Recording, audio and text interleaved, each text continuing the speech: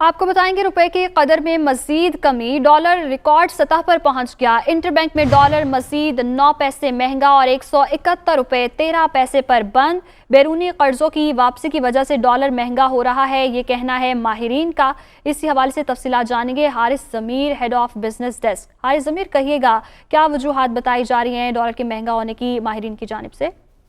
पहली बात तो ये कि आज $1 बिलियन के जो यूरो बॉन्ड आज से 3 साल पहले फ्लोट हुए थे, उसकी अदायगी है, तो उसकी वजह से प्रेशर है।